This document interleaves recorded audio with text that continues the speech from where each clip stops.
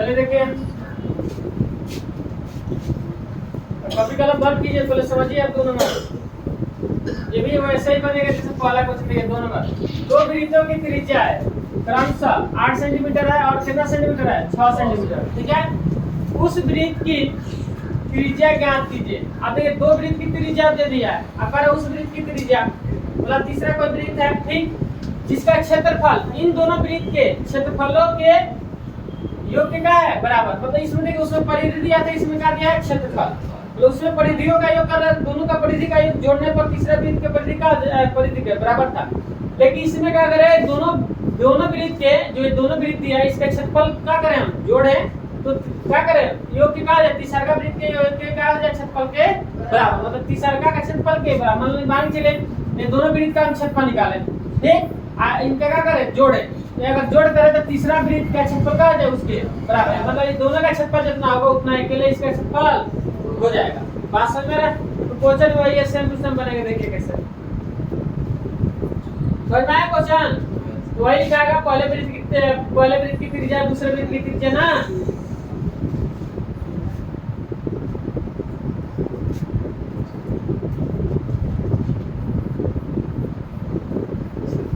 पहले वृत्त की त्रिज्या R1 कितना मान लीजिए 8 सेंटीमीटर। चित्र बनाना होगा तो बनाइएगा, नहीं तो मतलब नहीं, कोई दिक्कत नहीं।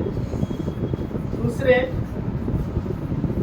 समझ में आ गया ना जी, वृत्त की त्रिज्या क्या होगा R2 कितना 6 सेंटीमीटर।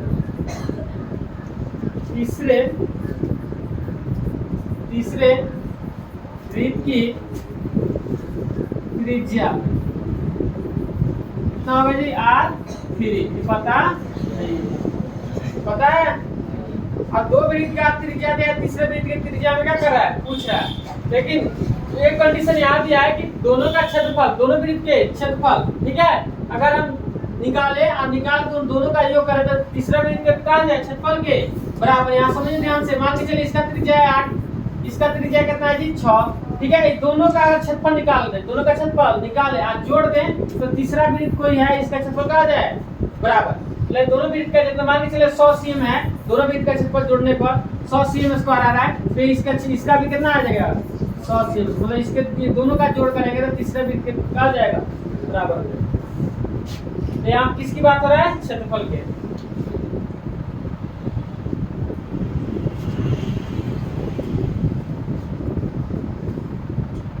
प्रश्नानुसार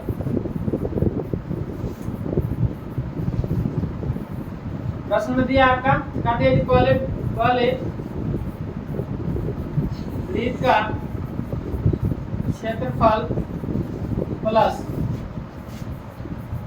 दूसरे कोई लिख रहा है का जी, साथ साथ मत लिखिए, पहले समझ लीजिए। पहले वृत्त का क्षेत्रफल प्लस दूसरे वृत्त का क्षेत्रफल, ठीक है, दोनों का वृत्त का क्षेत्रफल जोड़े तो क्या आ जाए तीसरे वृत्त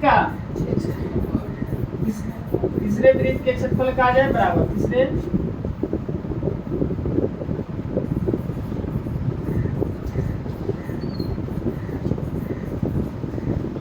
अब देखिए पहले वृत्त का कोई भी वृत्त हो, पहला हो या 100 वृत्त हो, चाहे कोई भी वृत्त हो, 50वां वृत्त हो, कोई भी वृत्त हो, छोटा हो या बड़ा वृत्त, उसका क्षेत्रफल क्या होता है पाई आर स्क्वायर।